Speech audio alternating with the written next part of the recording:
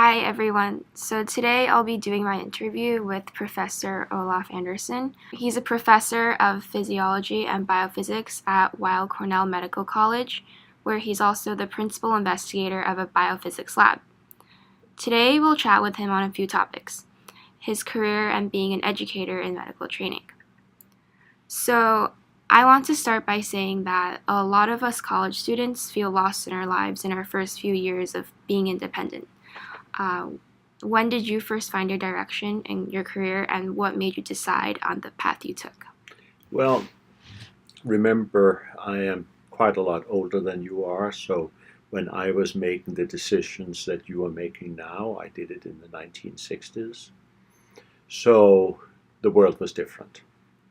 When I was in high school, I had not that much idea about what I was going to do. I was interested in mathematics. I was interested in biology. And so when I got close to graduating from high school, I sort of had to decide what I was going to do after high school. In Denmark at the time, there was no college. So we went straight from high school to university. And I, for a variety of reasons, decided that I would like to at least explore medical education. I had math in the background, but medicine seemed interesting, in particular because I was interested in the central nervous system and at the time very much interested in control theory. And so in order to get into medical school at the time, you had to write a letter that was postmarked July 31st and tell the medical faculty in Aarhus, where I decided to go to medical school, that I would show up at September 1. But before doing this, I had to be sure that I actually liked to work with patients. So I worked for a summer in a small provincial hospital as an orderly, where I sort of, moved patients around, moved the oxygen tanks around, did everything that an orderly does. And the key purpose of this was to let me discover whether or not I like to be around human beings, take care of sick people. And I found that I liked it. And so then I mailed the letter to the medical faculty and I started my medical studies. We were about 300 students who started, and at the end of the year there were 150 that were left. There was nothing that was called student affairs. You either were able to swim or you drowned.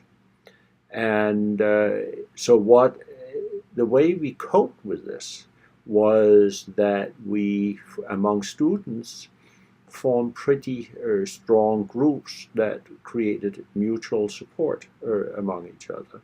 And I was fortunate. I was in a group where had, and I think it was important, there was one who was a few years older than the rest of us, and he had been a teacher, and he sort of was in a hurry to get out of medical school, which is not the only reason, but certainly one of the reasons that I made sure that I would graduate on time, which in Denmark at the time was 6.5 years, which was really almost unheard of. Most students graduate after 7 to 8 years. I also still had this interest in the mathematics. And so the first 2 years I went at the university, I also studied mathematics in parallel. And I could do so because we had no exams in medical school for the first 2 years. Everything was small group teaching, and I did not go to lectures. I was a terrible student in the medical school, but in math I went to all the lectures because they were very well prepared. And we had annual exams, so the first 2 years I took the standard math, half the standard math load in what a mathematics undergraduate would take. And then after 2.5 years, I had a comprehensive exam where we studied all of the basic sciences and we tested in them. And that was the first time, I would say, I really learned biology. And I did, when I studied, again, I found a group of students to study with, and we provided the mutual support that was necessary for all of us. And we did it sort of as sanity checks. We studied independently, and then we got together once or twice a week to review the material to be sure that we had focused on the right things. And I still remember that as being a very exciting time. There was so much new material that we were learning, and I was surrounded by pretty cool people who were interested in many different things. So at that point, now I'd finished my, sort of the basic science part of my training, and I began the clinical training, and I found out that not surprising from my early experience, I loved clinical medicine. But I also was very interested in the laboratory, and so I began doing work in the physiology department at the University of Aarhus. And I continued to do work in the laboratory in between my clinical rotations.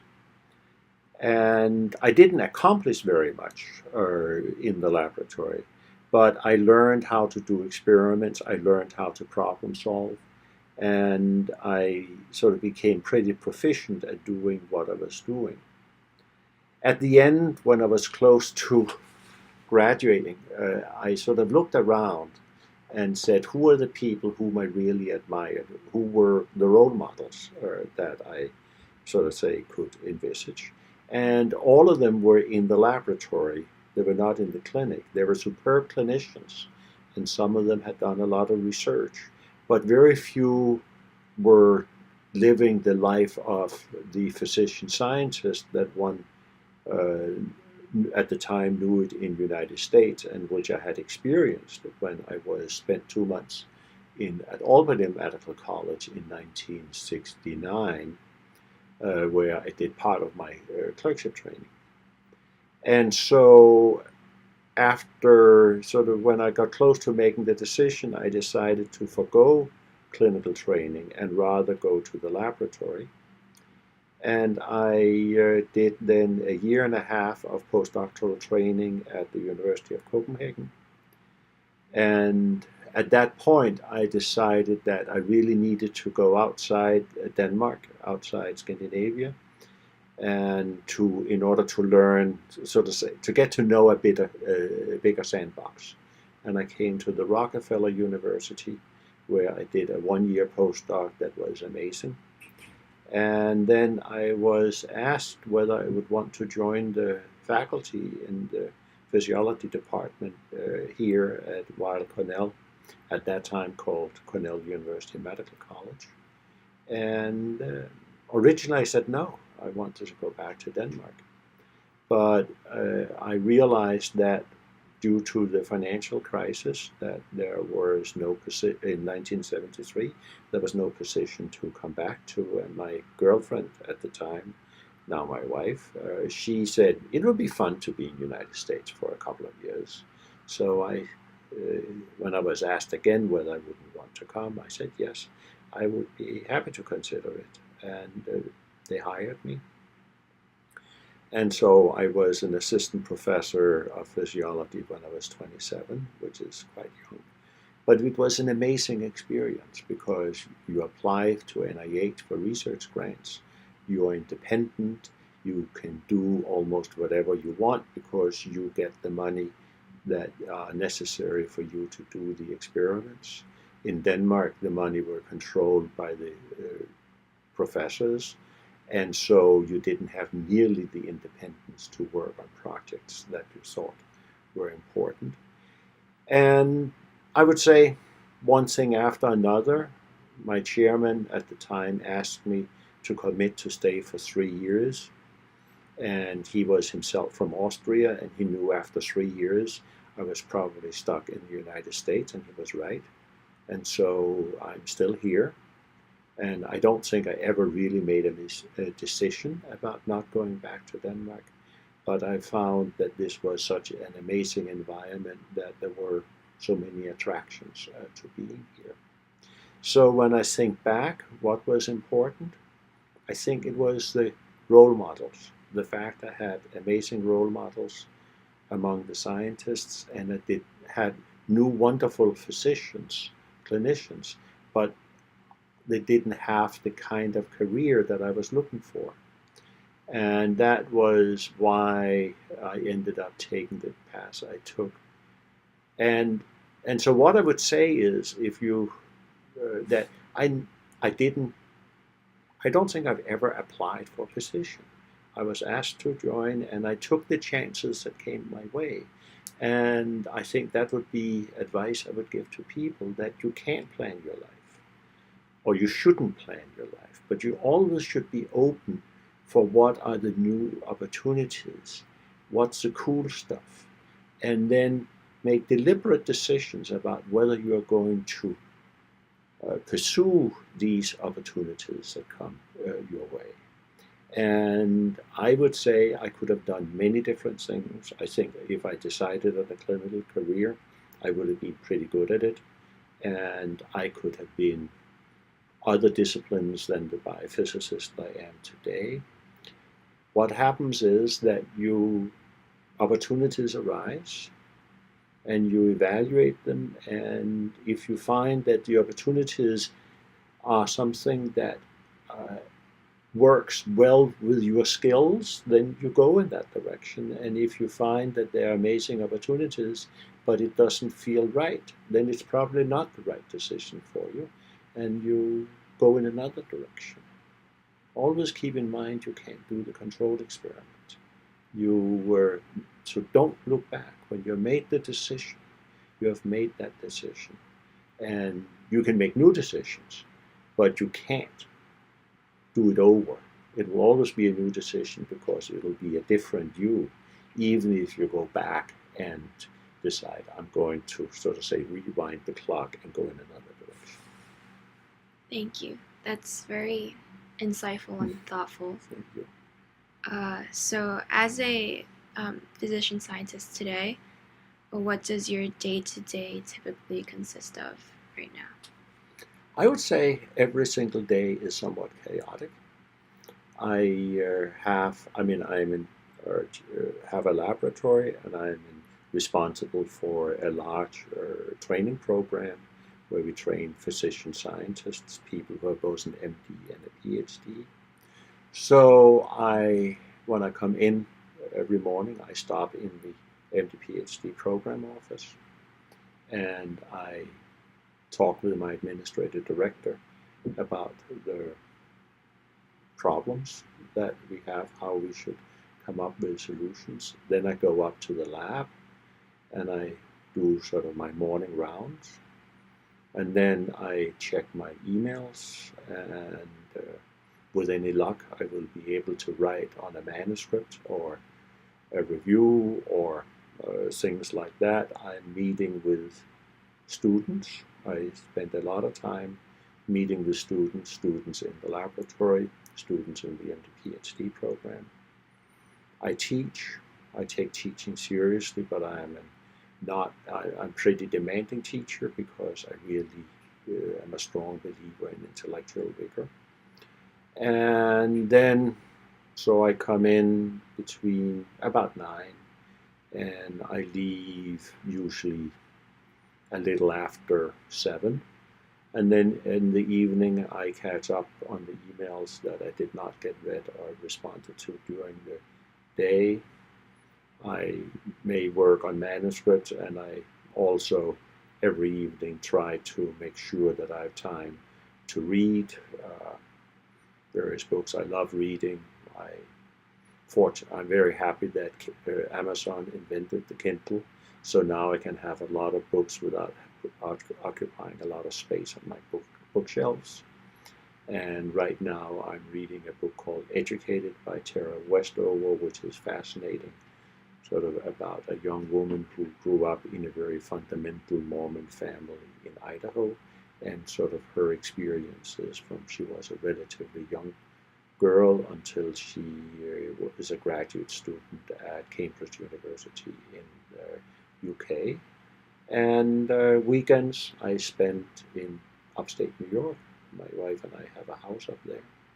And I have become very interested in gardening. I'm a home brewer, make pretty good beer. And I also, in the last few years, I have taken on making maple syrup. So I'm curious. I like to explore things, and I'm careful that I do not say yes to everything. I rather carefully evaluate sort of all the many different opportunities that people put to me. And I'm reasonably good at saying no. I would not say I'm perfect at it, but I'm reasonably good. Saying no is very important. Saying it politely. Those are some really cool hobbies. So you mentioned that you do a lot of medical education and training. Can you give me your views on doing this training for your students? From my perspective, or sort of how I interact with the students. So there are different parts in this. So let me put it this way, that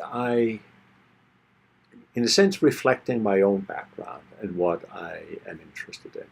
I have, ever since I started at Cornell as a very junior assistant professor, I have been interested in sort of teaching medical students who wanted to do more than sort of say the standard medical school stuff. So I have, since 1973-74, I have had courses for medical students who wanted to learn more about physics, physical chemistry, and sort of basic statistical mechanics.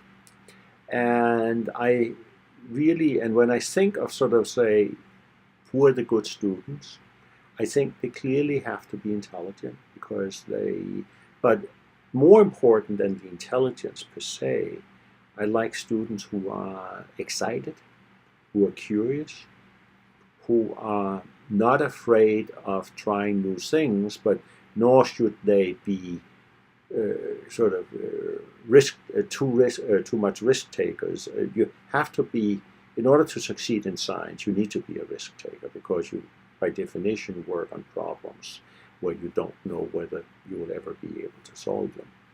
But you have to be cautious in terms of the way you do this. And so, I think the good students, when I think about those who are successful, I think they have a strong work ethic. They don't have to show up to lectures every lecture. As I told you earlier, I was a terrible medical student in terms of going to lectures. I was always attending the small group conferences. But I think that you make sure that you really keep up with the material. And then I think, nothing ever works exactly as you would like it to do, whether you're a student or a faculty member. And so one of the things that is important is to appreciate working with students when things do not work exactly as they would like to, and reinforce sort of their,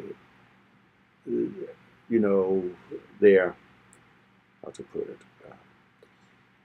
you discuss with them what are the problems, and you don't try to sugarcoat it. You sort of are you're pretty straight with them. And you say, so what is going on? Why are you in this trouble? And then sometimes you say, but now tell me about it. Now you've told me about it. Are you beginning to better understand why you may be in these difficulties? And usually they can say, absolutely.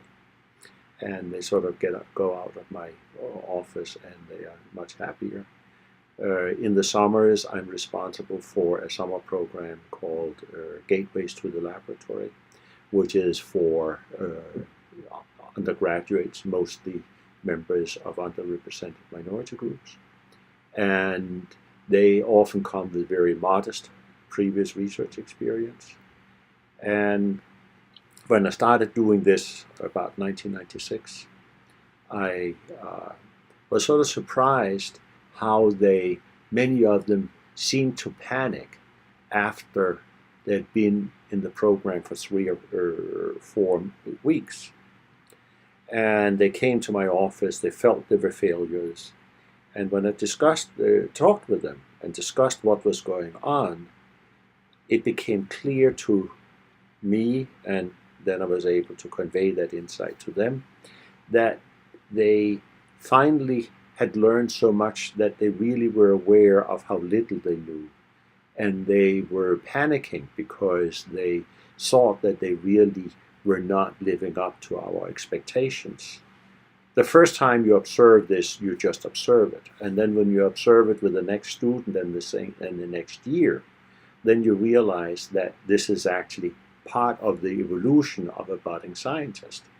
And so after 3 weeks or 3 years, when I welcomed the students, I just told them that they were going to have an amazing time, but after 3 weeks to 4 weeks in the program, they were going to feel that they were miserable failures. And I explained to them that that was due to the fact that now they really were on the steep part of the learning curve, and they were aware of what they did not appreciate. And after that, when students came into my office, because they didn't always remember what I had told them, of course, I asked them, do you remember what I told you the first day? And they looked at me and said, yes. Oh, so that means I'm normal? Okay, I'm gone. And that is what I think is important when you deal with students. You have to understand what their problems is, but also approach the solution to their problems with the same mindset as you approach the solutions to problems in the laboratory. They are very serious problems, and if you don't handle it correctly, and I don't think anybody ever handles all of these problems correctly, then you can do real damage. On the other hand, as you begin to get insight, then you are actually able to make students get more comfortable with sort of their own knowledge and evaluating their own knowledge, and be aware of what are the stresses they are dealing with. And once they know that, they are actually much more satisfied as students in the program, because they are aware of the fact that, yes, this is hard, and things are not always going to work their way, but it is a natural part of the process. It is not a sign that they are failing. And I think that's the important thing when you work with students. Sometimes they fail a course or a quiz, but that doesn't mean they're failing. That just means that they, for whatever reason, messed up, and you now do a root cause analysis of why things did not go as planned. But the important point is that when students leave your office, you always have to be sort of able to see that there is a path forward. And sometimes it takes time to do this, so patience is an incredibly important trait in an educator, or I think a scientist, because you work, as I said earlier, you work on problems that have no clear solution, and you may be wrong or you may be right, but for reasons you do not always clearly perceive, and it may take years before you fully demonstrate that you were right, and you have reached the insights that you sort of in a relatively vague way saw in the far into the future when you started out on the particular path of research that you're doing. Thank you. I think you covered a lot of information there. Obviously, it's really important as a student to digest all of your stressors and the information to you to help cope with everything they're feeling, right? So, besides that, what do you think is a piece of advice you could give to students who feel overwhelmed sometimes by everything they have to do? That's a big question, and if I had a really good answer, people would be lining up around the block to listen to me. But there are a couple of things. First of all, I think that it's very common that students make the perfect the enemy of the good. They look for the perfect solution. And you will never know whether you are in a perfect situation, because coming back to what I said earlier, you can't do the control experiment. So what I think students often misunderstand is that you don't aim for the perfect. And your effort is really going to be put into avoiding what is often very well sort of recognizable poor situations. And I think it comes back to another thing that I think I briefly mentioned, that you only learn from your failures. If everything works and goes your way, you're going to go happily through life, but you have not been really tested. And when you then suddenly one day something happens and it doesn't work your way, you're not really prepared. You have not developed a system that allows you to manage and recover from failure. So I think that to deal with the stress, I think first of all, be aware of the fact that all students are in the same boat as you are. Some are better at hiding it, but they are all at various times panicked and stressed out. It's a normal part of the educational process and of growing up. I told you about the gateway students who were absolutely panicked because they hadn't solved all the world's scientific problems in the fourth week in the laboratory. And when they sort of realized that that's actually they're just on the right path to become successful scientists, then they relax. They realize that things are not always going to work the way they would like them to do, but they also can perceive that there is a path going forward. And I think also one should realize, and this is a major problem in education, I think, that when you're in high school and then you get into a university like Columbia, that you were a very good high school student, one of the best in your class. And then you come to Columbia and you look around and you find out there are a lot of people who, in whatever area, are a lot smarter than you are. What you sometimes do not fully appreciate is that you are a lot smarter than they are in other areas. And so what happens is that you may panic about the fact that you have surrounded by all of these very smart students, instead of saying, this is an amazing resource I have, because these students are going to enable me to be so much better than I otherwise would be. And there was a wise man who, a number of years ago, welcomed the beginning medical students at Johns Hopkins School of Medicine. He was dean at the time, Edward Miller, and he said, after having extolled all the virtues of the incoming class, everything that they had accomplished, and he said, but I have bad news for you. Come January 1, exactly 50% of you will be in the bottom half of the class. And that's a mathematical statement. But once, it's a little bit the same as what I told the gateway students. Once you realize that you can't have 100%, in the top of the class.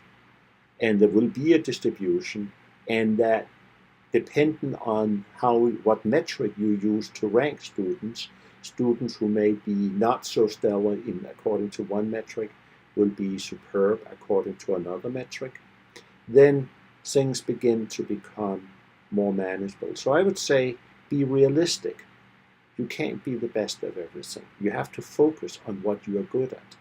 And you always have to strive to be the best, but you can't stress out about being the best, because if you look hard enough, you'll always find somebody who's better than you anyway, but you can work very hard in an area where you will be really the expert. So I would say be realistic in your expectations. Always try to see the glass as being half full rather than half empty. And also, I mean, some people have the manual dexterity to be a neurosurgeon, others don't. And sort of be aware of what are your natural talents and use them to your fullest potential, rather than pursue something that you really do not have the manual dexterity to do, or you do not have the gift for mathematics, as some people have.